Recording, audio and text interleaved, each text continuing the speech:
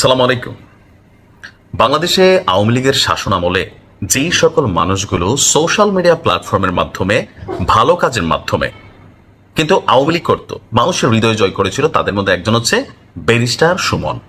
ওনাকে দল মত নির্বিশেষে সকলেই কিন্তু পছন্দ করত, কিন্তু জুলাই আগস্টের শেষ দিকে এসে ওনার বেশ কিছু বক্তব্য অ্যাক্টিভিটিসের কারণে তিনি আসলে দলীয় পয়েন্ট অফ ভিউতে অনেকের কাছ থেকে খারিজ হয়ে গেছেন।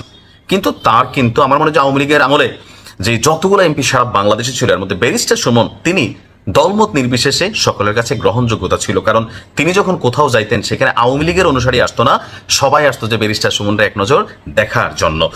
তো জুলাই আগস্টের পর ব্যারিস্টার সুমন কিন্তু দেশ ছেড়ে পালাননি, তিনি গ্রেপ্তার হয়েছিলেন। তো গ্রেপ্তারের মধ্যে তার বেশ কিছু মামলা আছে। সবচেয়ে গুরুত্বপূর্ণ যে মামলাটা, এটা নিয়ে একটা সুসংবাদ, অর্থাৎ ব্যারিস্টার সুমনের যারা ফলোয়ার আছেন তাদের জন্য।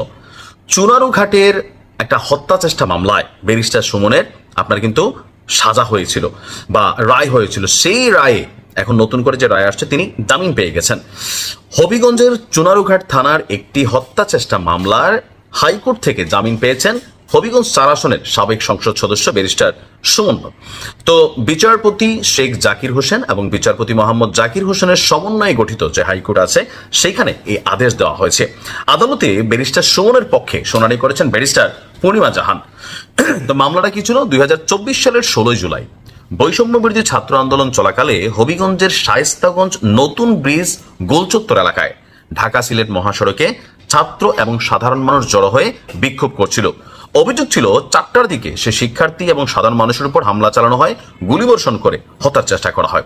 এই ঘটনার প্রেক্ষাপটে 2024 সালের সেপ্টেম্বর মাসে হবিগঞ্জের চুনারুঘাট থানায় সাবেক সংসদ সদস্য সুমন সহ 97 জনের নাম উল্লেখ করে অজ্ঞাতনামা আরো 150 থেকে 200 জনকে আসামি করে একটা মামলা দায়ের করা হয়েছিল, হত্যা চেষ্টা মামলা। মোহাম্মদ মুস্তাফিজুর রহমান নামের একজন ব্যক্তি। তো আপনার যেহেতু এই মামলাটা হয়েছে, তো এটা নিয়ে দীর্ঘ ইনভেস্টিগেশন ছিল। 2024 সালের 21 অক্টোবর ব্যারিস্টার সুমন তিনি আপনার গ্রেপ্তার হয়েছিলেন। মামলাটা হয়েছে 2024 সালের সেপ্টেম্বর মাসে। তো সরকার পতন হয়ে গেল কবে? আগস্টে। আগস্টের পরে যে সেপ্টেম্বরের মামলাটা, এইটাই আসলে একটা ডিস্টারবেন্স ছিল, যে মামলায় ব্যারিস্টার সুমনকে আসামি করা হয়েছিল। আর এখান থেকে তিনি কিন্তু আসলে জামিন পেয়ে গেলেন। তবে একটা মামলাতে তিনি জামিন পেয়েছেন, সবগুলোতে না। তার বিরুদ্ধে আরো মামলা আছে, সবগুলো শেষ করার পরে আদালত থেকে বা কারাগার থেকে তিনি মুক্ত হবেন। জামিন আর মুক্ত হওয়া দুইটা কিন্তু আলাদা জিনিস। এছাড়াও তার বিরুদ্ধে রাজধানীর খিলগাঁও এবং আদাবর থানায় পৃথক 2টি হত্যা মামলা যেটা আছে, সেটা নিয়েও আদালতের শুনানি চলছে। আরো বেশ কয়েকটি মামলা চলমান আছে। আর এই মামলাগুলো চলমান থাকার পরও তিনি এখনই কারাগার থেকে মুক্তি পাচ্ছেন না। অর্থাৎ ব্যারিস্টার সুমনের জামিন হয়েছে, কিন্তু কারাগার থেকে তিনি বাহিরের আলো বাতাস দেখার জন্য আরো যতগুলো মামলা আছে সবগুলোতে তাকে জামিন পাইতে হবে। তবে আমার কাছে মনে হয় যে ধরেন তিনি হয়তো শেষমেশ জামিন পেয়ে যাবেন। তবে তিনি যেহেতু একজন ইনফ্লুয়েন্সার, তার ইনফ্লুয়েন্সের ক্ষেত্রে অনেক ক্ষেত্রেই হয়তো রাষ্ট্র টেকনিক্যালি অথবা ক্ষমতাসীন সরকার যারা আছেন তারা আসলে কিভাবে নেবেন।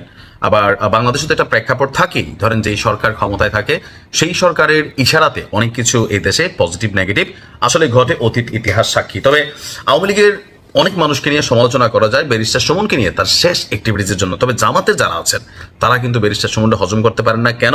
কারণ হচ্ছে যে মাওলানা দেলোয়ার হোসেন সাঈদী সহ ওই যে যুদ্ধাপরাধীদের যে বিচারগুলো হয়েছিল, সেখানে তার একটা ভিডিও ভাইরাল হয়েছিল লন্ডনে। এটার পর থেকে তিনি কিন্তু অনেকের কাছে পড়ে গেছেন।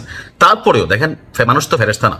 তো এর বাইরে সবকিছুর বাইরে গিয়ে ব্যারিস্টার সুমন তার আপন কিছু কর্মের কারণে মানুষের কাছে যেমন ভালোবাসা পাইছিলেন, আবার কিছু কর্মের কারণে পলিটিক্যালি তিনি কিন্তু আজকে এই জিনিসগুলোর শিকারও হচ্ছেন।